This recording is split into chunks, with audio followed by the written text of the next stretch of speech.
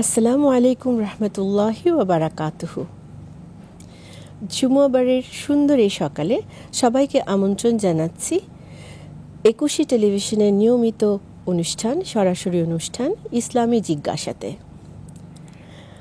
আজকের বিষয় ইসলামের আলোকে নারীর জীবন এবং আধুনিক জীবন। অনুষ্ঠান জুড়ে আপনাদের সাথে রয়েছি আমি সালমা আইনি, আর আমাদের আজকের অনুষ্ঠানের অতিথি প্রফেসর সেলিন ইয়াসমিন। আমরা যদি অনুষ্ঠানের বিষয়বস্তুর দিকে তাকাই তাহলে আমরা এখানে দুটো ব্যাপার লক্ষ্য করছি। এক হচ্ছে ইসলামী জীবন এবং আধুনিক জীবন। তো প্রিয় দর্শক, আশা করছি ইসলামিক জীবন এবং আধুনিক জীবন বলতে আমরা কি বুঝি এবং এর মধ্যে কিভাবে সমন্বয় সাধন ইসলামী দৃষ্টিকোণ থেকে করা যায় সেটি আমাদের আজকের আলোচনায় উঠে আসবে ইনশাআল্লাহ তাআলা। আসুন আমরা অতিথির সাথে পরিচিত হই। আসসালামু আলাইকুম। ওয়ালাইকুম আসসালাম। কেমন আছেন? আলহামদুলিল্লাহ, ভালো আছি। তো যেটি বলছিলাম যে যখন আমরা ইসলামী জীবন চিন্তা করি তখন আমরা মনে করি যেটি একটি জুরিসডিকশনের ভিতরে চলে আসে, কিছু বাধা ধরা নিয়ম, ডুজ অ্যান্ড ডোন্টস, এবং বিশেষ করে নারীর ক্ষেত্রে ধরেই নেওয়া হয় যে অনেকগুলো টাবু রয়েছে। ইউজুয়ালি এভাবেই চিন্তা করা হয়ে থাকে। তো আজকে যদি আমরা বর্তমান পরিপ্রেক্ষিত থেকে চিন্তা করি, আসলে আমরা যখন বর্তমানে থাকি সেটি তখন আধুনিক জীবন হয়ে ওঠে। তো আমরা বোঝার চেষ্টা করব যে আমরা এই সময়টিতে যেভাবে জীবনযাত্রা পালন করছি তার সাথে ইসলামী জীবন ব্যবস্থা যেটি আল্লাহ সুবহানাহু তাআলার কাছ থেকে দেয়া রয়েছে, নবী সাল্লাল্লাহু আলাইহি ওয়াসাল্লাম এবং আমাদের উম্মাহাতুল মুমিনিনরা যেভাবে চলেছেন, অথবা ইসলামী ধারায় যারা জীবনযাপন করতে চান তাদের কর্মকাণ্ডের সাথে বর্তমানের কর্মকাণ্ডের কোনো রকমের তফাৎ রয়েছে কিনা, কোনো সমস্যা রয়েছে কিনা, এই দিকগুলো নিয়ে আমরা একটু আলোচনা করতে যাচ্ছি। তো আমি আমার অতিথির কাছে ফিরে যাই। আমাদের বিষয়বস্তুটি খুবই স্ট্রেইট ফরওয়ার্ড, যেটি নিয়ে অনেক সাংঘর্ষিক কথাবার্তা আসে বা হোয়াট ইজ হোয়াট এটি আসে। তা প্রথম প্রশ্নটি এমন হতে পারে যে ইসলামী জীবন ব্যবস্থা এবং আধুনিক জীবন ব্যবস্থা এর মধ্যে আসলে কোনো পার্থক্য আছে কি? আসলে প্রথমে আমরা একটু ব্যাখ্যা করি যে ইসলামী জীবন ব্যবস্থা বলতে আমরা কি বোঝাতে চাচ্ছি এবং আধুনিক জীবনটা কি। তো আমি যদি ইসলামিক জীবনে প্রথমে আসি, সেটা হচ্ছে ইসলাম তো একটা পরিপূর্ণ জীবন ব্যবস্থা, একটা সর্বাঙ্গীন জীবন ব্যবস্থা, জীবনের প্রতিটি ক্ষেত্রে এর বিচরণ। এখন আমি যদি বলি আমার ব্যক্তিগত জীবন, পারিবারিক জীবন, সামাজিক, রাষ্ট্রীয়, অর্থনৈতিক, রাজনৈতিক সকল ক্ষেত্রে ইসলাম বিচরণ করছে। মানে আমাদের সকল জীবনের মধ্যেই আমরা ইসলামকে কিন্তু দেখতে পারি, এক করতে পারি। কেন, কিভাবে? কারণ এই ইসলামিক জীবন ব্যবস্থার মূল ভিত্তি হলো দুটা। একটা হচ্ছে কোরআন, যেটা আল্লাহর তরফ থেকে আমাদের কাছে অমীয় বাণী হিসেবে আসলো এবং যেখানে সকল ধরনের সমস্যার সমাধান রয়েছে। আর আরেকটা হচ্ছে রাসূলুল্লাহ সাল্লাল্লাহু আলাইহি ওয়াসাল্লামের সুন্নাহ। এই দুটো হচ্ছে ইসলামী জীবন ব্যবস্থার মূল ভিত্তি। এখন আমি যদি এর বৈশিষ্ট্যের দিকে তাকাই তাহলে দেখতে পাই যে ইসলামী জীবন ব্যবস্থা যেটা একটা পূর্ণাঙ্গ জীবন ব্যবস্থা, এখানে কিছু নেই বা কিছু খামতি আছে এটা বলা যাবে না। মানে সকল ক্ষেত্রে ইসলামী জীবন ব্যবস্থা অ্যাপ্লিকেবল। তারপরে যদি বলি যে এটা গতিশীলতা, ইসলামী জীবন ব্যবস্থার মধ্যে একটা গতিশীলতা আছে। কেমন? মানে যে কোনো সময় যে কোনো পরিস্থিতিতেই যে কোনো সমস্যার সমাধান ইসলামী জীবন ব্যবস্থায় আমরা পাবো, মানে এটা গতিশীল। তারপর যদি আমরা বলি যে এটা সার্বজনীন, তার মানে এটা হচ্ছে কোনো একটা নির্দিষ্ট জাতি বা গোষ্ঠী বা সময়ের মধ্যে কিন্তু সীমাবদ্ধ না। মানে যে কোনো সময় যে কোনো গোষ্ঠী, মানে সেটা বা মুসলিম বা নন মুসলিম সবার ক্ষেত্রে কিন্তু আমরা এটা অ্যাপ্লাই করতে পারি, অ্যাপ্লিকেবল। তারপর আমরা যদি বলি যে যে ব্যবহারিকতা, হ্যাঁ, যে এটা জীবনের প্রত্যেকটা ক্ষেত্রে শুধু একটা সূত্র না, এটা অ্যাপ্লাইড সায়েন্স। যদি আমি বলি যে আমাদের জীবনের প্রতিটা ক্ষেত্রে আমি এটা অ্যাপ্লাই করতে পারছি, মানে ব্যবহারিক দিক রয়েছে। হ্যাঁ, আর এই জিনিসগুলোই ইসলামিক জীবন ব্যবস্থা যদি আমরা আমাদের জীবনে করতে পারি, মানে বাস্তবায়ন করি বা এগুলো অ্যাপ্লাই করতে পারি, তাহলে স্বাভাবিকভাবেই চলে আসে যে এটা সুখ, সমৃদ্ধি, শান্তি বিরাজমান হয়। এবার আসি আধুনিক জীবন। আধুনিক জীবন বলতে আমরা কি বুঝি? আধুনিকতা মানে কি? মানে যেটা বর্তমান, যেটা নতুন কোনো কিছু, কোনো একটা অবস্থার পরিপ্রেক্ষিতে নতুন কিছু আবিষ্কার হলো আমাদের জীবনকে সহজ করবার জন্য, জীবনের চলার পথকে গতিশীল করবার জন্য, সেটাই আধুনিক। তো এই যে একটু আগে আমি বললাম যে ইসলামিক জীবন ব্যবস্থা গতিশীল, তাহলে আধুনিকটাও তো সেরকমই হয়ে যাচ্ছে যে নতুন যা কিছু আমাদের জীবনকে সহজ করবার জন্য সেটাই আধুনিক। আমরা যদি আপগ্রেডেশন হয়ে যাচ্ছে, অটোমেটিক্যালি হয়ে যাচ্ছে। এবং অনেকে মনে করেন যে এই ইসলামিক জীবন ব্যবস্থা এবং আধুনিক জীবন ব্যবস্থা এটা কিছুটা সাংঘর্ষিক, মানে একসাথে যায় কিনা। হ্যাঁ, তো এটা সংঘর্ষ হওয়ার কোনো কারণ নেই। তাহলে আমরা যে আমাদের যেটি ছিল যে ইসলামিক জীবন ব্যবস্থা, আধুনিক জীবন ব্যবস্থা, তাহলে দেখা যাচ্ছে ইসলাম এবং আধুনিক একেবারেই সাংঘর্ষিক নয়, যেটি বুঝতে পারছি। তার কারণ হচ্ছে যে ইসলাম এত বেশি সবার জন্য, আল্লাহ সুবহানাহু ওয়া তাআলা ইসলাম আমাদের জন্য দিয়েছেন, আমাদের সবচেয়ে বড় গিফট যে আমরা মুসলিম বা যারা। আর একটি ইন্টারেস্টিং ব্যাপার হচ্ছে যে একজন শিশু যখন এই পৃথিবীতে আসেন, তিনি কিন্তু ইসলামী ছাড়ের মধ্যে আসেন, তিনি কিন্তু মুসলিম থাকেন, একত্ববাদ নিয়েই পৃথিবীতে আসেন। যেই ঘরে জন্মান না কেন, যেই ধর্মে আসুন না কেন, তিনি কিন্তু আসলে সাথে তার অন্তরে, কলবের ভেতরে কিন্তু একত্ববাদ নিয়েই আসেন, পরে তার পিতামাতা পারিপার্শ্বিক অবস্থার কারণে বিভিন্ন ধর্মে ধর্মান্তরিত হয়, মতবাদ গ্রহণ করে। সেই তার মানে হচ্ছে যে ইসলাম তো তাহলে খুব লজিক্যালি দেখা যাচ্ছে যে অত্যন্ত আধুনিক। ইসলাম নিজেই ভেরি মাচ ভেরি কি বলবো আপ টু ডেট। হ্যাঁ, এবং এটা আর চেঞ্জ হবে না, এটা যত দিন যাবে এটা একই থাকবে। এবং প্রতিটি সমাজ ব্যবস্থা, প্রতিটি অবস্থা, প্রতিটি মানে ইতিহাসেও তাই দেখা যায় যে এটি সবার জন্য সমভাবে প্রযোজ্য, জীবনকে সুন্দর করার জন্য। তাহলে আধুনিকতার নামে হয়তো কিছু জিনিস ঢুকে যাচ্ছে যেটি আসলে যেটা আধুনিক নয়, প্রিমিটিভ, অনেক ক্ষেত্রে প্রিমিটিভ। এবং আরেকটা এটা বলি যে মানে একটু উদাহরণ দেই, যে যেমন ইসলাম যে নতুনকে কতটা ভালোবাসে, একটু আমি রসুলের যুগে ফিরে যাই, তারপর বর্তমানে আসি।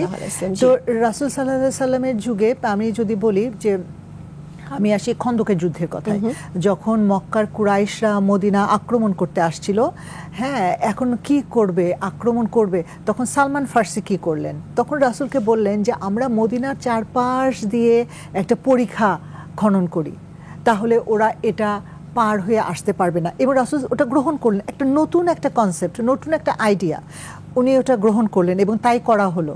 হ্যাঁ, তা এখন বর্তমানে আসি, বর্তমানে আমরা কি দেখছি? আমাদের আধুনিক জীবনে আমরা এত তথ্য প্রযুক্তির উপর নির্ভরশীল হয়ে পড়েছি।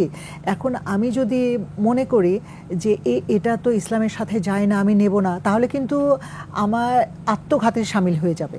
যে আমাকেও নিজেকে ওইভাবে আপগ্রেডেড করতে হবে, আমাকে এই নতুন ইনোভেশনের সাথে নিজেকে খাপ খাওয়াতে হবে এবং এগুলো গ্রহণ করতে হবে। যেমন আমরা বলি যে এখন যেমন ধর্ম প্রচারটা কিন্তু বোধহয় অনেক সহজ হয়ে গেছে, আমাদের কথা বলা সহজ হয়ে গেছে, ইলেকট্রনিক মিডিয়া আছে, প্রিন্ট মিডিয়া আছে। এই যে আমরা চাইলেই কোনো একটা প্রশ্ন আমাদের মনে জাগছে, আমরা হাতের মুঠোয় আমাদের ফোন আছে, আমরা সাথে সাথে জেনে নিতে পারছি। হ্যাঁ, এবং আমরা আইডেন্টিফাইও করতে পারি কোনো সময় কোনটা সঠিক, কোনটা সঠিক নয়, তাই না? এবং তার মানে এটা আধুনিক যে আবিষ্কার যে সেগুলো কিন্তু আমাদের কাছে জ্ঞান চর্চার ক্ষেত্রেও অনেক সহজ করে দিয়েছে। এটি আসলে একজন মহিলা, ভদ্র মহিলার ক্ষেত্রে এটি কিভাবে প্রযোজ্য? একজন ভদ্র মহিলা বা মানে মুসলিম নারী বা পুরুষ বলে তো কোনো কথা নেই, কারণ জ্ঞান অর্জন করতে হবে, সেটা নারী হোক পুরুষ হোক, তাই না? সবার জন্যই সমান জ্ঞান অর্জন, এবং জ্ঞান অর্জন ফরজ করা হয়েছে, বাধ্যতামূলক করা হয়েছে। একজন নারী যখন একজন নারী কিন্তু অনেক বহুবিধ দায়িত্ব পালন করতে হয়, কারণ সংসার সামলাচ্ছেন তিনি এবং ভবিষ্যতের নাগরিক যারা, হ্যাঁ, ভবিষ্যতের উম্মাকে তিনি তৈরি করছেন। তো একজন নারী যদি আধুনিক না হন, একজন নারী যদি আধুনিক প্রযুক্তির সাথে নিজেকে খাপ খাওয়াতে না পারেন, আধুনিক জ্ঞানে যদি উনি জ্ঞান অর্জন না করেন, তাহলে উনি উম্মাকে তৈরি করবেন কিভাবে, ভবিষ্যৎ উম্মাকে তৈরি করবেন কিভাবে, তাই না? যে এখানে আমি একটু বলি, সেটি হচ্ছে আমরা জ্ঞান অর্জন এবং যেটি টেকনোলজিক্যাল ডেভেলপমেন্টের প্রযুক্তির কথা আমরা বলছি, এটির বাইরেও আমাদের ভদ্রমহিলাদের একটি বিরাট অংশ হয়তো এই টেকনোলজিক্যাল এগুলো বাদ দিয়েও তারা অনেক বেশি সচেতন হচ্ছেন তাদের নিজেদেরকে নিয়ে। ফর এক্সাম্পল, তাদের আউটফিটস, তাদের চলাফেরা, কর্মক্ষেত্র ইত্যাদিকে তারা মনে করছেন যে আধুনিক হওয়া প্রয়োজন। তো সেইখানে আমি একটু আপনার কাছ থেকে শুনতে যাচ্ছি যে সেই আধুনিকতাটা নিয়ে যদি আমরা কথা বলি from the point of Islam. আচ্ছা, এখন আধুনিকতা মানে কি, এটা আমার কাছে পরিষ্কার থাকতে হবে, কনসেপ্টটা ক্লিয়ার থাকতে হবে। এখন আমি যদি মনে করি যে আধুনিকতা মানে আমি আধুনিক পোশাক আশাক পরবো, মানে আমার দেশের সংস্কৃতি আধুনিক বলতে যেটা বোঝাচ্ছে, ব্যাপারটা আসলে আপেক্ষিক। অনেক ক্ষেত্রে দেখা যায় যে আধুনিক পোশাক বলতে আজকাল আমরা বুঝি যে আমরা হচ্ছে মানে ট্রেন্ডি পোশাক, অনেক ক্ষেত্রেই আমার দেশের সংস্কৃতির সাথে যায় না তেমন পোশাক আমরা অনেক সময় এটা ভাবি, তাই না? তো বা আমাদের কথাবার্তা বা আমাদের খাদ্যাভ্যাসই যদি আমরা ধরি, অনেক সময় আমরা মনে করি যে আমি যতক্ষণ পর্যন্ত না অন্য দেশের খাবার খাচ্ছি, মানে আজকাল মানে যে ট্রেন্ডটা দেখা যাচ্ছে যে একটু বাইরে খাওয়া, অন্য দেশের খাবার খাওয়া, ফাস্ট ফুডের উপর ঝুঁকে পড়েছে অনেক সময় আমরা দেখছি, বাচ্চারা বা বাড়ির অনেকেই। তো আমরা যদি মনে করি যে এটাই আধুনিকতা, আসলে তো এটা আধুনিকতা নয়। আমি যদি মনে করি যে আমি শুদ্ধ আমার ভাষায় কথা বললে আমি ব্যাকডেটেড হয়ে যাব, এর সাথে আমি একটু ইংরেজি মিশিয়ে আমার বাংলা ভাষাটাকে, আমার মাতৃভাষাটাকে একটু বিকৃত করে উচ্চারণ করাই যদি আমার আধুনিকতা হয়, তো এটা তো আমাদের ভুল ধারণা হবে। এটা আসলে আধুনিকতা নয়, এটা আমাদের আসলে বলা যায় যে এটা আমরা আসলে পেছনের দিকে ফিরে যাওয়া, তাই না? কারণ নিজস্ব সংস্কৃতিকে ভুলে, নিজস্ব আমাদের মানে ঐতিহ্যকে ভুলে আমরা যেটা করতে চাচ্ছি, মানে বর্তমানে বিভিন্ন ক্ষেত্রে যেটা দেখা যায় যে পোশাক আশাক, চালচলন, আচার আচরণ। আচ্ছা, তার মানে আসলে ইসলামে পর্দার যেহেতু একটি বিধান রয়েছে, এটি আবশ্যিক, এটি নারী এবং পুরুষ উভয়ের ক্ষেত্রেই রয়েছে। এবং পোশাক কিন্তু আমরা ভেরি ইন্টারেস্টিং, আমরা যদি লক্ষ্য করি তাহলে ফর এক্সাম্পল, আমি একটি এক্সাম্পল দিচ্ছি, যেভাবে পোশাকের বিধান যেভাবে এসছে, তাতে করে হচ্ছে যে আপনি এমন কিছু পরবেন না যাতে আপনার প্রতি আকর্ষণ বেড়ে যায় অপর পক্ষের। তার মানে লুজ গার্মেন্টসের কথা বলা হয়েছে, আমি শুধু এটিতেই একটু বলছি। খুবই ইন্টারেস্টিং, এই লুজ গার্মেন্টস কিন্তু আসলে উভয়ের জন্যই বলা হয়েছে। তো কাজেই একজনের আউটফিট আরেকজনকে অ্যাডপ্ট করতে হবে যে আমি নারী হয়ে ওনার মতো করে আমি কাপড় পরবো, তাহলে এটি কি আসলে আধুনিকতার? না না না, এটা অবশ্যই আধুনিকতা নয়। কারণ হচ্ছে ইসলামের যে পোশাকের বিধান দেয়া হয়েছে, আল্লাহ তাআলা বললেন যে তোমাদের জন্য পোশাকের বিধান দেওয়া হয়েছে যাতে তোমরা লজ্জাস্থানের হেফাজত করতে পারো, যাতে তোমরা আরাম বোধ করো এবং যাতে তোমাদের সৌন্দর্য প্রকাশিত হয়। সৌন্দর্যের ব্যাপারটাও বলা হয়ে গেছে। তার মানে আমি আভরণ এবং আবরণ, হ্যাঁ হ্যাঁ, আভরণ এবং আবরণ। হ্যাঁ, যদিও তাকওয়ার পোশাকের শ্রেষ্ঠ পোশাক আল্লাহ কোরআনের আয়াতে এইভাবে বলছেন। এখন আমার মানে পোশাকটা অবশ্যই ঢিলেঢালা হতে হবে, সেটা নারী হোক পুরুষ হোক, উভয়ের ক্ষেত্রে কিন্তু প্রযোজ্য।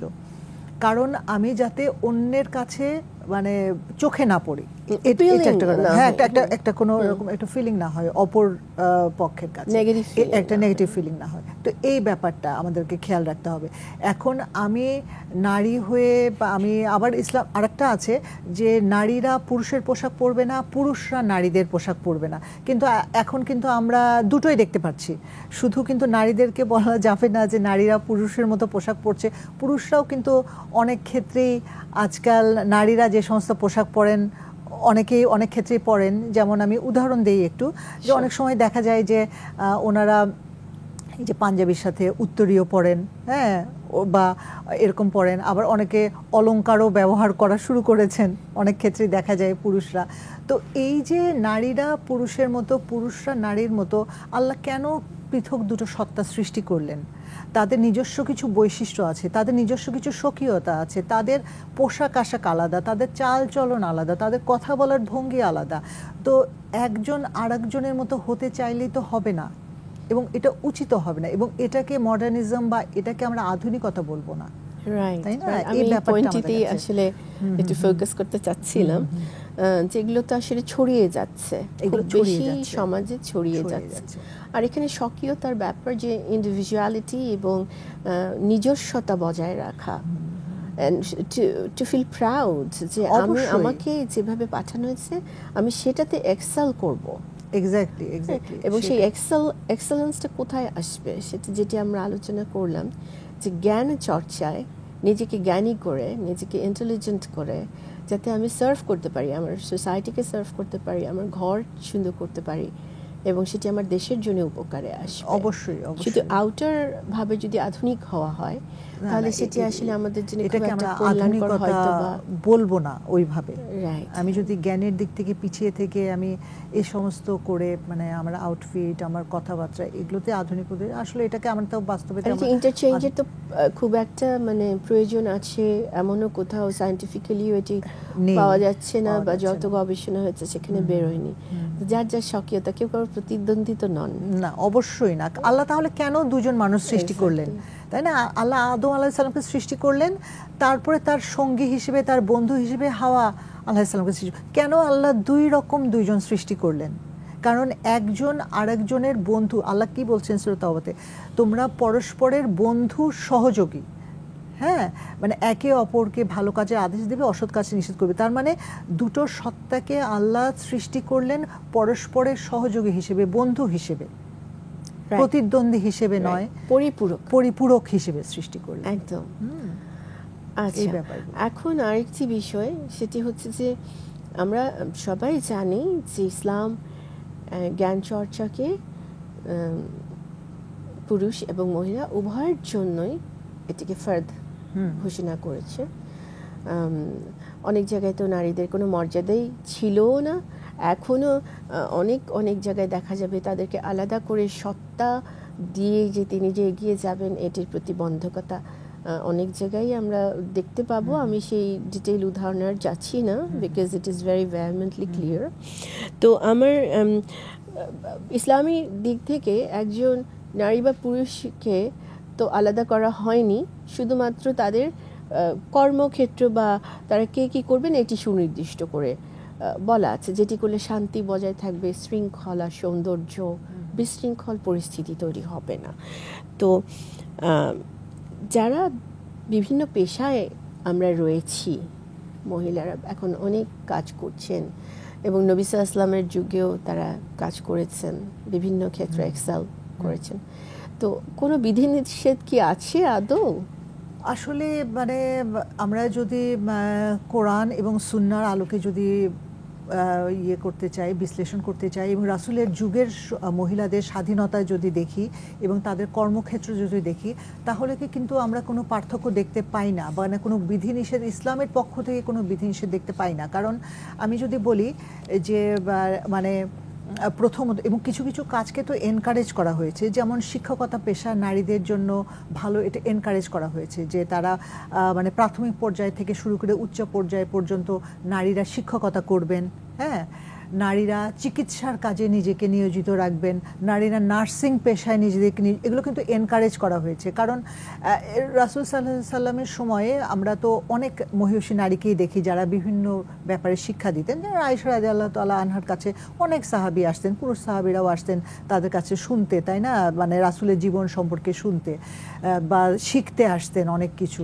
আবার আমরা যদি বলি যে ওই রুফায়দা, হ্যাঁ, রুফায়দা উনি ছিলেন কিন্তু প্রথম সার্জন, মহিলা সার্জন। উনি কিন্তু যুদ্ধক্ষেত্রে একটা ফিল্ড হসপিটাল অপারেট করতেন। হ্যাঁ, তার মানে কত গুরুত্বপূর্ণ একটা দায়িত্ব পালন করতেন। আবার আমরা যদি বলি আরেকজন মহিলা, ওমর রাদিয়াল্লাহু আনহুর সময় উনি সিফা, ওনাকে কিন্তু মার্কেট মনিটরিংয়ের কাজ দিয়েছিলেন, মানে বাজার মনিটরিং এখন আমরা যেটাকে বলি। তার মানে কত গুরুত্বপূর্ণ একটা দায়িত্ব মহিলা পালন করতেন সেই সময়। তো মহিলাদের ক্ষেত্রে আসলে কর্মক্ষেত্রে এই কাজ মহিলারা করতে পারবে পারবে না সেটা নিয়ে কোনো বাধা নেই, তবে যে সমস্ত কাজ নিষিদ্ধ পেশা, হ্যাঁ, সে ব্যাপারে আমাদের সচেতন থাকতে হবে। হ্যাঁ, কারণ সেটা নারী পুরুষ সবার জন্যই নিষিদ্ধ। যে জ্ঞান অর্জন নারী পুরুষ সবার জন্যই নিষিদ্ধ, সে সমস্ত জ্ঞান অর্জনও করা যাবে না। যেমন জাদুবিদ্যা শেখা, ব্ল্যাক ম্যাজিক, ব্ল্যাক আর্ট, হ্যাঁ, এটা একেবারে ইসলামে নিষিদ্ধ। এটা নারী হোক পুরুষ হোক কেউ এই জ্ঞান অর্জন করতে পারবে না। তার মানে হচ্ছে যে ইসলামী জীবন ব্যবস্থার ভেতরে যেই পেশাগুলো হারাম করা হয়েছে, যেগুলো পর্দার বাইরে যদি সেটিকে আদৌ পেশা হিসেবে নেওয়া হয়, অনেক কিছু আছে অবশ্যই পেশা নয়, যেগুলোকে পেশা হিসেবে স্বীকৃতি দেওয়া করা চলছে, সেগুলো যেটা হারাম, যেটা নিষিদ্ধ, সেটি নিষিদ্ধ। তাছাড়া শিক্ষা ক্ষেত্রে, চিকিৎসা ক্ষেত্রে, নার্সিং এর ক্ষেত্রে,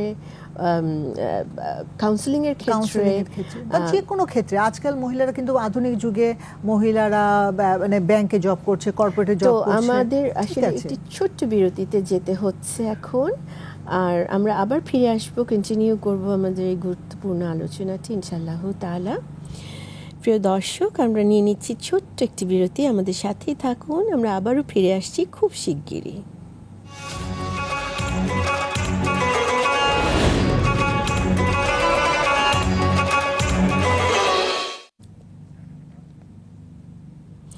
প্রিয় দর্শক, আবার আমরা ফিরে এসেছি ইসলামী জিজ্ঞাসা অনুষ্ঠানে, যেটি প্রচারিত হচ্ছে আমাদের 21 টেলিভিশনের পর্দায়। আমাদের আজকের আলোচনা ইসলামী জীবন এবং আধুনিক জীবন একজন ভদ্রমহিলার ক্ষেত্রে, একজন নারীর ক্ষেত্রে। তো আমরা আমাদের আলোচনায় চলে যাচ্ছি।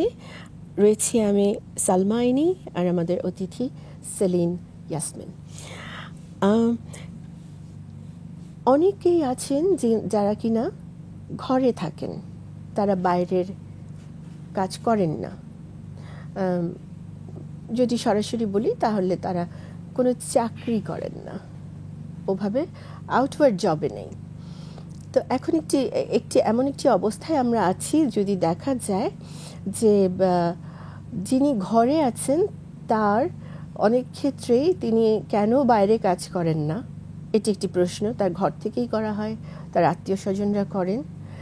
আবার আমরাও মেয়েরাও মনে করে নিচ্ছেন অনেক ক্ষেত্রে যে কোনোভাবেই হোক বাইরের কাজ করতেই হবে। একটি 9 to 5 জব না হলে তার সম্মান ঠিকমতো তিনি পাচ্ছেন না, বা তিনি একটু ইনফেরিয়র একটি সোসাইটাল অবস্থানে রয়েছেন। তো এটি একটি ইন্টারেস্টিং অবস্থা তো বটেই, বিকজ সব কাজ তো আল্লাহ সুবহানাহু ওয়া তাআলা সবার জন্য দেননি। যেমন কায়িক পরিশ্রম, সেটি একজন পুরুষকেই সেই দায়িত্ব দেওয়া হয়েছে। মূল রোজগারের দায়িত্ব তার, ঘরের ভরণ পোষণ, স্ত্রীর ভরণ পোষণ, ঘর চালানো, বাচ্চাদের ভরণ পোষণ, সব কিছু বাবা মাকে দেখাশোনা, মানে আর্থিক যেখানে ব্যাপারটি রয়েছে জড়িত রয়েছে, সেটিতে পুরুষকে একেবারে সরাসরি তাকে গুরু দায়িত্বটি দেওয়া হয়েছে বলি আমি। সেক্ষেত্রে নারীরা কিন্তু বেশ স্বাচ্ছন্দ্যে থাকার একটি ব্যবস্থা ইসলামী জীবন ব্যবস্থায় রয়েছে, যে তারা আসলে সুন্দর থাকবেন, ভালো থাকবেন, হাসি খুশি থাকবেন, বাচ্চাদের দিকে নজর দেবেন, ঘরকে সাজাবেন। তিনি ঘরের শি ইজ এভরিথিং, ঘরের ভেতরে, জি। এবং তিনি হচ্ছেন যেটিকে বলা হয় যে তিনি হচ্ছেন ওই কিংডমের উনি সর্বোচ্চ, সর্বেসর্বা। তো এখন এই যে যারা ঘরে থাকেন, যারা চুজ করে নিয়েছেন যে না আমি ঘরেই থাকবো, বাইরে যারা কাজ করেন না, তাদেরকে আসলে কিভাবে, তারা কি ব্যাকডেটেড, বা তাদেরকে কি আসলে তারা পিছিয়ে পড়েছেন কি না? আসলে তারা ব্যাকডেটেড বা পিছিয়ে পড়েছেন এটা ভাবার কোনো কারণ নেই। হ্যাঁ, কিন্তু নারীদের কাজ করতে নিষেধ করা হয়েছে বাইরে এমন না, ইসলাম নিষেধ করছে না। যাদের একেবারে প্রয়োজন আছে, মানে একটা আর্থিক সাপোর্ট দেওয়ার জন্য সংসারকে, তারা কাজ করবেন। যারা মনে করেন নিজের মেধাকে, যে জ্ঞান অর্জন করেছেন, জ্ঞানটা তিনি বিতরণ করতে চান, অন্যের মধ্যে ছড়িয়ে দিতে চান, তারা যাচ্ছেন, কাজ করছেন, বা যারা মনে করেন সোসাইটিকে সার্ভ করবেন তারা কাজ করছেন। কিন্তু যারা ঘরে আছেন, আমরা যদি ভাবি তারা অনুৎপাদনশীল কাজ করছেন, আনপ্রোডাক্টিভ কিছু করছেন, বা তারা ব্যাকডেটেড, এটা ভাবার কোনো কারণ নেই। কারণ তিনি কিন্তু মূল দায়িত্বটা পালন করছেন। কারণ ঘরের কাজ, এই যে ঘর দেখাশোনা করা, সন্তানদের লালন পালন করা, মা বাবার খেয়াল রাখা, হাজব্যান্ড যিনি বাইরে কাজ করে আসছেন তার জন্য খাবার তৈরি করা, এটা কিন্তু অনেক বড় একটা ব্যাপার, অনেক বড় একটা কাজ। হ্যাঁ, অনেক বিশাল একটা কাজ। আমরা যখন বলি একজন যে বাইরে রান্না করছে রেস্টুরেন্টে, মাস গেলে বেতন পাচ্ছে, আমরা বলছি যে ও কাজ। আর যে নারী, যে ভদ্রমহিলা ঘরে তার বাচ্চা সন্তানদের জন্য এবং হাজব্যান্ডের জন্য বা আত্মীয়দের জন্য ঘরে রান্না করছেন, অনেক ভালোবেসে রান্না করছেন, তারটা কোনো কাজ নয়, এটা ভাবার কিন্তু কোনো কারণ নেই। হ্যাঁ, তুমি সারাদিন করো কি? হ্যাঁ, অনেক ক্ষেত্রে এরকমও মহিলাদেরকে শুনতে হয় যে তুমি সারাদিন কি করো। তো এটা আসলে আমাদের মানসিকতার পরিবর্তন করতে হবে, যে ঘরে যারা কাজ করছেন তারা কিন্তু সারাটাক্ষণই কাজ করছেন। হ্যাঁ, বাইরে যিনি অফিসে কাজ করছেন হয়তো লাঞ্চ আওয়ারে একটু ব্রেক পাচ্ছেন, তিনি একটু বসতে পারছেন বা তার কলিগের সাথে একটু কথা বলতে পারছেন, যে সমস্ত নারীরা কিন্তু বাসায় কিন্তু কন্টিনিউয়াস কাজের মধ্যেই আছেন, সকাল থেকে শুরু করে রাত পর্যন্ত। তিনি হয়তো অনেক সময়, অনেকে আছেন যে রেস্ট নেওয়ারও সময় পাচ্ছেন না। তো সেই জন্য এটা মোটেও অনুৎপাদনশীল কাজ নয়। এবং তিনি মূল দায়িত্বটা পালন করছেন যে একটা সংসারকে বেঁধে রেখেছেন, সন্তানদেরকে সুনাগরিক হিসেবে তৈরি করছেন, তাদেরকে ভালো মন্দ শিক্ষা দিচ্ছেন, ভালো শিক্ষা দিচ্ছেন, এবং স্বামীর সম্পদ, তার সব কিছু উনি ম্যানেজ করছেন, সব কিছুর হেফাজত করছেন, তাই না? তো সেই জন্য অবশ্যই তিনি কাস্টোডিয়ান হয়ে যাচ্ছেন, অনেক বড় দায়িত্ব। কারণ তাকে জবাবদিহি করতে হবে, মানে at the end of the আল্লাহ সুবহানাহু ওয়া তাআলার কাছে, যে উনি যদি অপচয় করে থাকেন, উনি যদি কোনো ভাবে খরচ করে থাকেন, সেটার জন্য কিন্তু তাকে জবাবদিহি করতে হবে, বাড়ির লোকদের কাছেও এবং আল্লাহ সুবহানাহু ওয়া তাআলার কাছেও। তো সেই জন্য ঘরে যারা আছেন তারা ব্যাকডেটেড ভাবার কোনো কারণে, ঘরে থেকেও আজকাল অবশ্য অনেক সুবিধা হয়েছে। আজকাল এই যে তথ্য প্রযুক্তির যুগে অনেক নারীরা কিন্তু ঘরে বসেও বিভিন্ন রকমের কাজ করছেন। অনেকে হয়তো জ্ঞান বিতরণ করছেন, হ্যাঁ, ছোট ছোট একটু, মানে আমি অনেক দেখেছি যে মহিলারা ছোট ছোট বাচ্চাদের জন্য হাদিস বর্ণনা করে, কোরআনের গল্প, হাদিসের গল্প ছোট ছোট বলে ইউটিউবে দিচ্ছেন, এতে অনেকেই উপকৃত হচ্ছেন। এরকম কাজ করছেন। আবার অনেকে বিভিন্ন রকম খাবার জিনিস বানিয়ে বিক্রি করছেন, অনেকে আবার পোশাক আশাক বিক্রি করছেন। কিন্তু এগুলোর ক্ষেত্রেও খেয়াল রাখতে হবে আমরা সোশ্যাল মিডিয়াতে কতটা সক্রিয় হব এবং কিভাবে নিজেদেরকে উপস্থাপন করে সক্রিয় হব, এ ব্যাপারেও খেয়াল রাখতে হবে। আবার আসলে এই কথাগুলো ওঠে কেন, যে যারা ঘরে থাকেন, অনেক ক্ষেত্রে কিন্তু আমরা দেখি আসলে এটা নারী পুরুষ বলে, নারী বলে কথা না, অনেক ক্ষেত্রেও দেখা যায় যে আমরা এটার মিস ইউজ করি তথ্য প্রযুক্তির, এবং দেখা যায় যে অনেক সময় আমরা বিভিন্ন রকমের ফাঁদেও পড়ে যাই, তাই না? হ্যাঁ, এই ব্যাপারগুলো ক্লিয়ার থাকা দরকার, যে কতটুকু করতে পারবো, কতটুকু কোনটা বিয়ন্ডে চলে যাচ্ছে। এটা যদি ডিফাইন করে নেওয়া যায়, তাহলে আপনি যে ক্ষেত্রগুলো বললেন যে বিজনেস করতে পারেন, ওনারা পড়ালেখা করাতে পারেন, যেটি অফলাইনে হতো সেটি অনলাইনে ওনারা করছেন, ফেস টু ফেস না করে ওনারা অনলাইনে করছেন।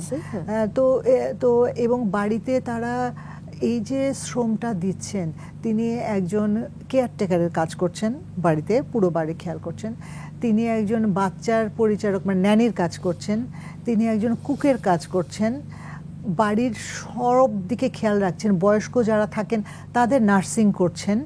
হ্যাঁ, তো জামালাত বাদাবি বলছিলেন যে উনি ওনার এক বই লিখেছেন যে এই সব কিছুর জন্য যদি একজন নারী যদি পেমেন্ট চার্জ করছেন তার হাজবেন্ডের কাছে, তো দেউলিয়া হয়ে যেত না। অ্যাকচুয়ালি এটাই তো আবার ওনার কাউন্টার পার্টকে কিন্তু এই ব্যাপারে সতর্ক থাকা খুব প্রয়োজন অবশ্যই, এবং তাকে সাহায্য করা উচিত, অ্যাপ্রিশিয়েট করা। আমাদের একজন দর্শক আছেন, তো আমরা তার প্রশ্নটি বা তার সাথে একটু কথা বলে নিই। জি দর্শক, আসসালামু আলাইকুম। আসসালামু আলাইকুম। ওয়ালাইকুম আসসালাম। আপনারা ভালো আছেন? আলহামদুলিল্লাহ, জি আমরা ভালো আছি। আপনি কেমন আছেন ভাই? আছি আছি, আপনাদের দোয়ায় ভালো আছি। আমার দুটি প্রশ্ন।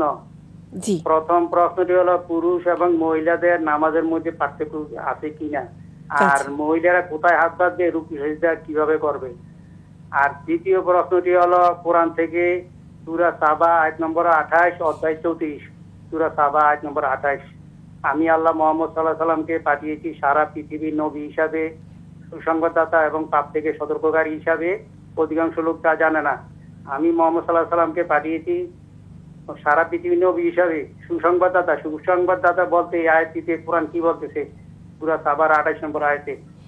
আসসালামু আলাইকুম। ওয়ালাইকুম আসসালাম রহমতুল্লাহি ওয়া বারাকাতুহু। আপনার প্রশ্নের জন্য অনেক অনেক শুকরিয়া। আমরা চেষ্টা করছি আপনার প্রশ্নটি অ্যাড্রেস করতে। আমাদের সাথে থাকুন ভাই। আচ্ছা, তো উনি প্রথম প্রশ্ন করছিলেন যে নারী ও পুরুষের সালাতের ব্যাপারে পার্থক্য আছে কিনা। হ্যাঁ, তা আমরা যদি রাসূল সাল্লাল্লাহু আলাইহি সাল্লামের যুগে যাই, তখনকার প্র্যাকটিসটা দেখি, তখন দেখি যে রাসূল সাল্লাল্লাহু আলাইহি সাল্লাম কি বলেছেন। উনি অ্যাড্রেস করেছেন যখন ইয়েতে সমাবেশে, যেখানে নারী পুরুষ সবাই ছিল, এবং তিনি বলছেন যে তোমরা আমাকে যেভাবে সালাত আদায় করতে দেখছো, তোমরা সেভাবে সালাত আদায় করো। হ্যাঁ, এখানে কিন্তু নারী বা পুরুষকে আলাদা করে কোনো মেনশন করেননি। হ্যাঁ, তো এই ব্যাপারগুলো আমাদের জানতে হবে। এটা উম্মার জন্য প্রযোজ্য, মানে উনি যেভাবে সালাত আদায় করছেন আমরা সেভাবে সালাত আদায় করব। সেটা মানে আমাদের রুকু সেজদা সব একই রকমই হবে। অনেকে এখন এক্ষেত্রেও অনেকে বলে থাকেন যে মহিলারা যেহেতু একটু কোমল স্বভাবের, একটু জড়সড় হয়ে সেজদা দিবেন, এটার কোনো ইয়ে নেই, মানে আমরা কোনো সহি হাদিস বা সহি কোনো ইয়ে কিন্তু আমরা সনদ কিন্তু আমরা পাই না। হ্যাঁ, তো আমরা রাসূল যেভাবে পড়েছেন, আমরা রাসূল সাল্লাল্লাহু আলাইহি সাল্লামের সালাত একটা বই আছে, ওটা যদি আমরা পড়ি তাহলে আরও ক্লিয়ার হয়ে যাবে আমাদের কাছে যে আমাদের নারী ও পুরুষের সালাতে কোনো পার্থক্য নেই। এখানে আমি একটু বলছি, নবী সাল্লাল্লাহু আলাইহি ওয়াসাল্লাম অনেক সময় বিভিন্ন সময় অনেক ধরনের একটু চেঞ্জের আনতেন। হ্যাঁ, তো আসলে আমার যেটি মনে হয় সেটি হলো, যেহেতু প্রথমত উনি বলেছেন যে এখানে কোনো পার্থক্য নেই, বিশেষ কোনো নিয়ম নেই, সেটি প্রযোজ্য। দ্বিতীয়ত হচ্ছে, আমরা কেউ যদি এভাবে পড়ি রুকুতে এইভাবে যায়, আরেকজন একটু অন্যভাবে যান, এটি নিয়ে খুব বিতর্কের কোনো প্রয়োজন নেই, এবং সালাহ যে হবে না এটা ভাবার কোনো প্রয়োজন নেই। তার কারণ প্রথম কথা হচ্ছে আল্লাহ সুবহানাহু ওয়া তাআলা নিজে দেখছেন যে কার নিয়ত কি, তিনি কিভাবে করছেন। আর সালাত এমন একটি ব্যাপার, এমন একটি ইবাদত, এটি অবশ্যই পালনীয়, 5 বার তো বটেই।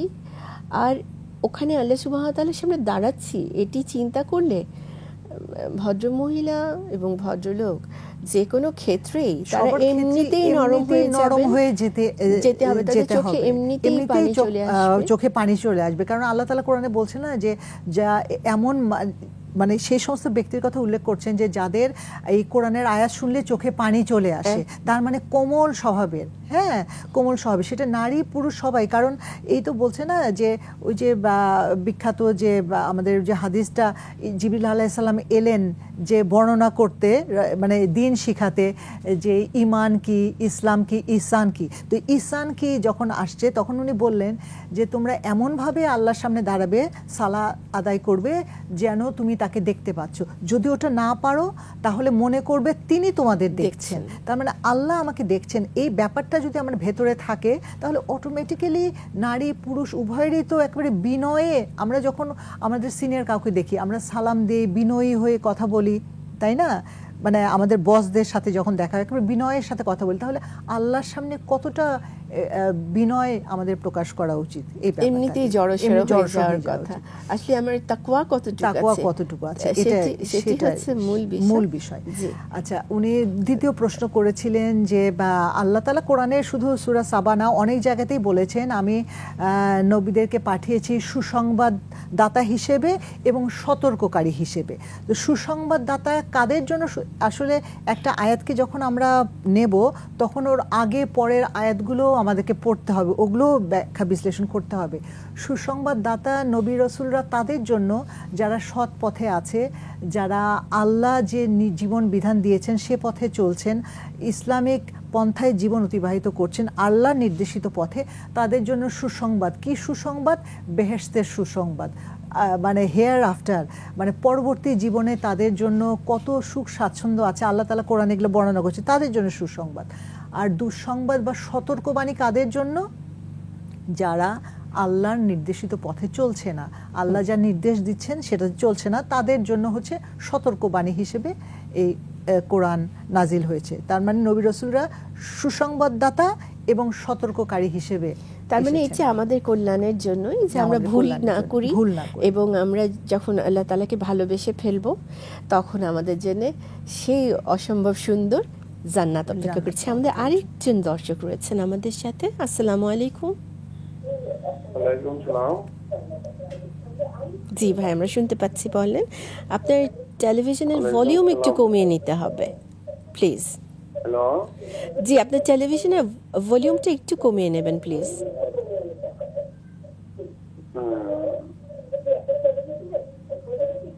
আমরা শুনতে পাচ্ছি, বলুন। ম্যাডাম, আমি একটু প্রশ্ন করছিলাম। জি জি বলছিলাম ওই যে আমার এক নাতি 4 বছর প্রায়, একটু কথাটা কম বলে, আমি মেডিকেলে চাকরি করে শিশু বিকাশে দেখাইছি, একটু উন্নতি হচ্ছে না। এটা উন্নতি কিভাবে হইতে পারে, এটা একটু কথাটা মনে রাখতে পারে না এবং কথাটা কম বলে, এটার জন্য আমি কি আমাকে করতে পারি? জি, আচ্ছা, আমরা আপনার প্রশ্নটি বুঝতে পেরেছি, উত্তর দেবার চেষ্টা করছি। জি, আমাদের সাথে থাকুন। ওনার বাচ্চা, ওনার নাতি 4 কম বছর কথা বলে। বয়স। আসলে অনেক কারণেই বাচ্চারা কম কথা বলতে পারে 4 বছর বয়স। এখন আসলে মানে ডাক্তার দেখানো এটা জরুরি, যে অনেকে হচ্ছে যদি কম শোনে তাহলেও কম কথা বলে। আবার অনেকে আছে কি যে বাড়িতে কথা বলার কেউ নেই, পরিবেশটা নেই, হয়তো মা বাবা দুজনেই কাজ করছে, বাচ্চা যার কাছে আছে হয়তো বেশি কথা বলার সুযোগ পাচ্ছে না, সে ক্ষেত্রেও হতে পারে। আবার এটা একটা মানে আল্লাহ না করুক অটিজমের কারণেও হতে পারে, বিভিন্ন কারণে হতে পারে। আসলে প্রপার ডাক্তার দেখানো উচিত এবং আমরা সবচেয়ে যেটা করব, আল্লাহ সুবহানাহু ওয়া তাআলার কাছে সাহায্য চাইব। এটা হচ্ছে মূল ব্যাপার। আমরা আল্লাহর উপর তাওয়াক্কুল করে, আল্লাহর উপর ভরসা করে আল্লাহর সাহায্য চাইব। আল্লাহ যদি চান তো ইনশাআল্লাহ দেখা যাবে যে বাচ্চাটা আবার কথা বলবে। হ্যাঁ, তো আমরা প্রতিদিন আল্লাহর কাছে যদি সাহায্য থেকে থাকি যে হে আল্লাহ, আমি তোমার উপরে ভরসা করে আছি, তুমি আমার জন্য যথেষ্ট। যে দোয়াটা রাসূল সাল্লাল্লাহু আলাইহি ওয়াসাল্লাম বলেছেন বারবার করতে, যে কোনো বিপদ আপদ, যে কোনো সমস্যায় পড়লে আমরা এই দোয়াটাই করব, যে আল্লাহ, আমি তোমার উপরে ভরসা করে আছি, তুমি আমার জন্য যথেষ্ট। এটা আমরা বারবার পড়ব, যেটা বলবো, এবং সেই সাথে সাথে আমরা প্রপার ডাক্তারও দেখাবো। ডাক্তার কি বলছেন, বিভিন্ন ধরনের ডাক্তার আজকাল আছেন। বাচ্চাদের যে স্পিচ থেরাপি যারা দেন, ওরকম করলে, ওই থেরাপি দিলেও অনেক সময় যাদের একটু প্রবলেম থাকে সেটা ঠিক হয়ে যায়। হ্যাঁ, তো এই জাতীয় চিকিৎসাও করা যেতে পারে। এখন আল্লাহ তাআলাই ভালো জানেন কেন বাচ্চাটা কথা বলছে না। আমরা দোয়া করছি ইনশাআল্লাহ যেন কথা বলে। জি, আর আমি একটু যোগ দিচ্ছি এখানে যে একটু রুকিয়া করা বোধহয় প্রয়োজন। রুকিয়া ইসলামী একটি চিকিৎসা ব্যবস্থা, বিশেষ করে চারকুল পড়া, তারপরে যেটি আমরা আয়াতুল কুরসি, এগুলো একেবারে অমোঘ ওষুধ। তারপরে সূরা ফাতিহা 7 বার পড়ে খুদা। এই ব্যাপারগুলো আপনি অবশ্যই দৈনন্দিন জীবনে শুরু করে দিন তার প্রতি। আর তার সাথে মজার মজার কথা বলুন, তাকে কথা বলতে উৎসাহ দিন। আমার ইনশাআল্লাহ তাআলা মনে হচ্ছে এটা ঠিক হয়ে যাবে। এবং আজকাল আরেকটা যেটা প্রবলেম দেখা দিয়েছে, যে ওই যে মানে বাচ্চারা সেলফোন বাচ্চাদের সামনে দিয়ে, ডিভাইসগুলো দিয়ে মারা অন্য কাজ করতে থাকেন বা তারা ব্যস্ত থাকেন, কিন্তু ওগুলোই ব্রেনের প্রচন্ড ক্ষতি করে। এই ডিভাইসের সাথে তারা এত বেশি সংযুক্ত থাকেন যে কথা বলতে ভুলে যান। ডিভাইসগুলো দূরে রাখার চেষ্টা করবেন ভাই। আমরা একটি ছোট্ট বিরতিতে আবারও যাচ্ছি ইনশাআল্লাহ। দর্শক, ছোট্ট বিরতি নিতেই হচ্ছে, আমাদের সাথে থাকুন, ফিরে আসছি।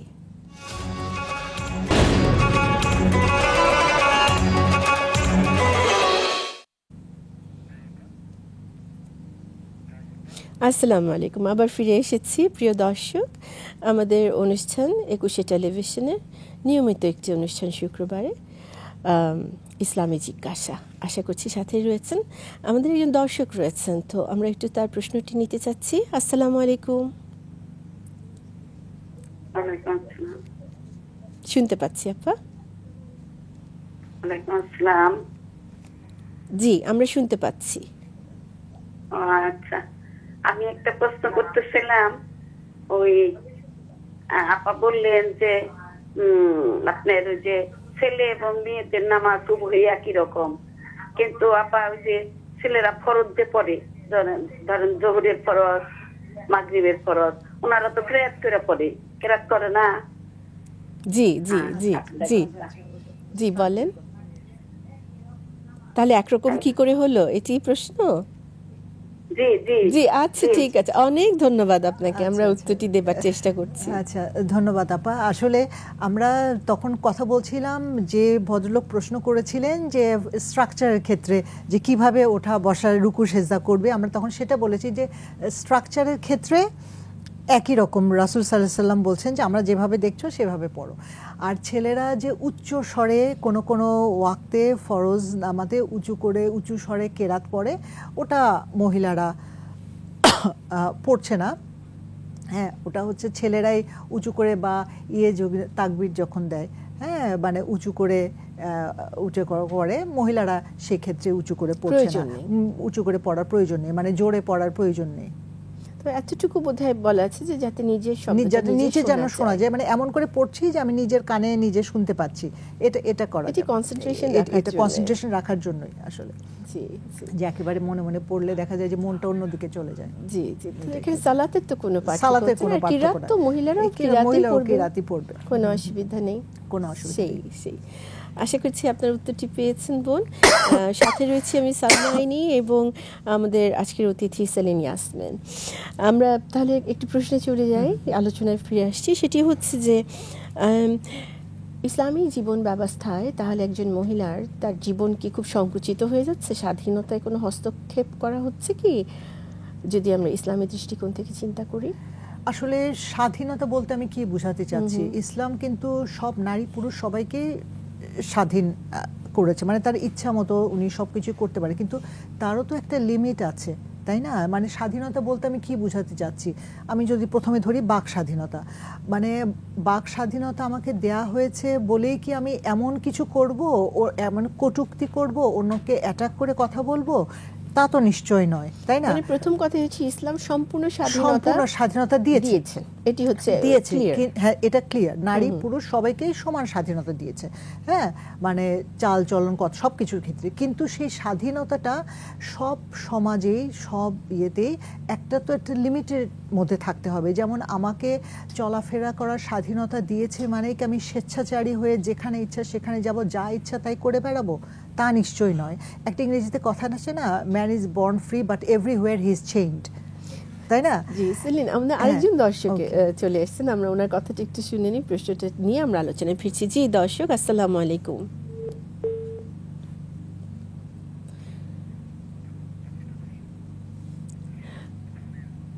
খুব সম্ভবত উনি আমাদের সাথে এই মুহূর্তে নেই, লাইনটি কেটে গিয়েছে।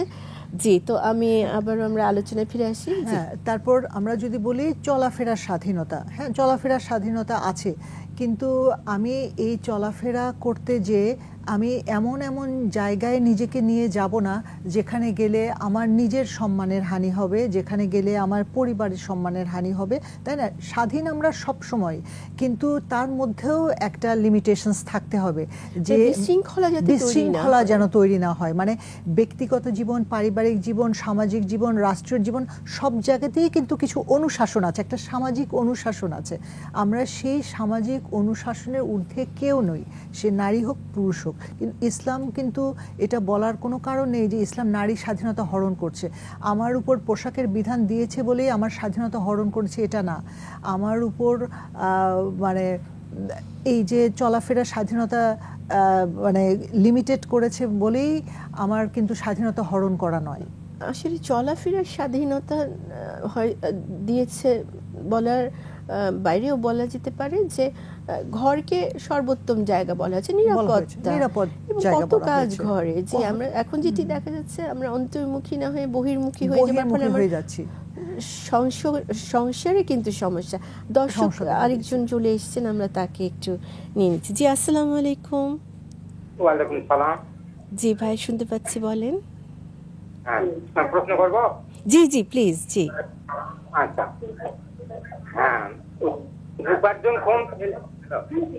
উপার্জন কম ছেলে মানে থাকলে মেয়েদের বাইরে চাকরি করা কি হালাল না হারাম? অনেক ধন্যবাদ। জি আচ্ছা, উনি বলছেন উপার্জনক্ষম। একটা প্রথমত কথা হচ্ছে, একটি মেয়ে, অবিবাহিত মেয়ে, তার ভরণ পোষণের দায়িত্ব তার বাবার এবং তার ভাইয়ের। জি তার নিজের না। কিন্তু একটা বিবাহিত নারীর তার ভরণ পোষণ, চিকিৎসা, বিনোদন সব কিছুর দায়িত্ব তার হাজব্যান্ডের।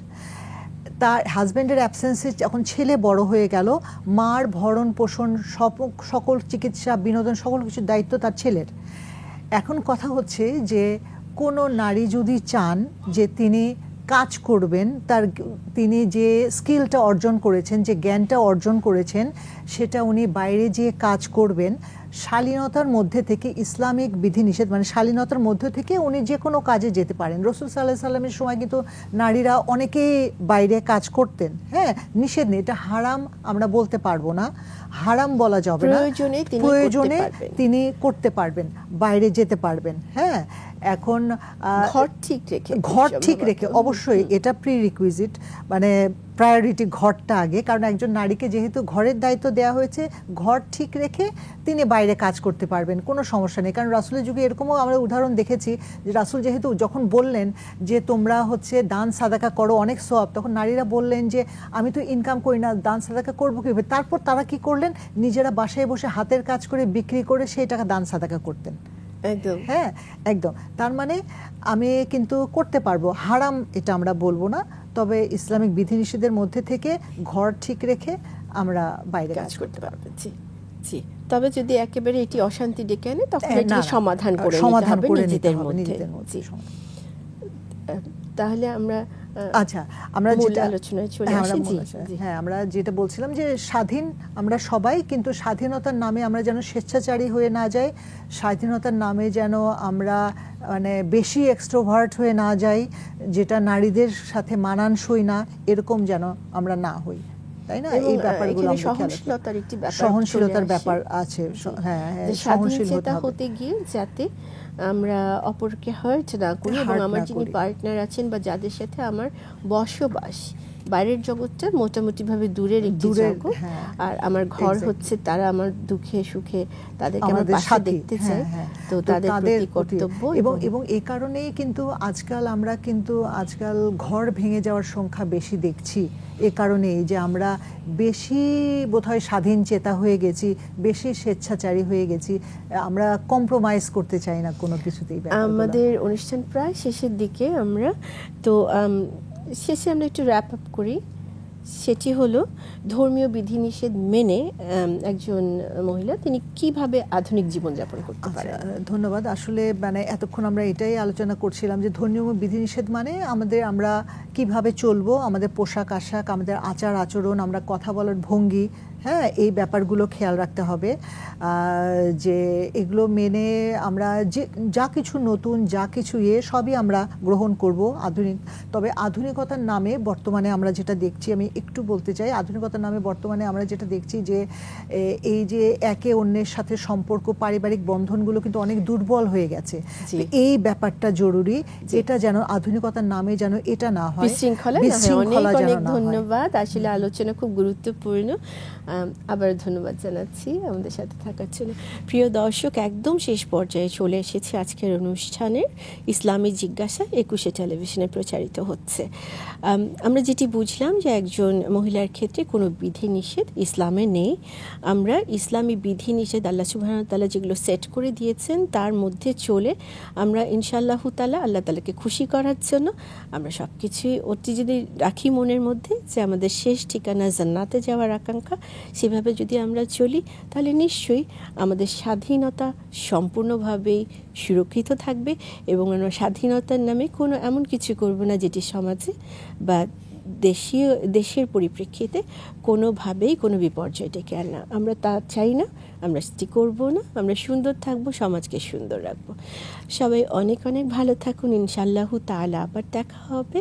আসসালামু আলাইকুম ওয়া রাহমাতুল্লাহি ওয়া বারাকাতুহু।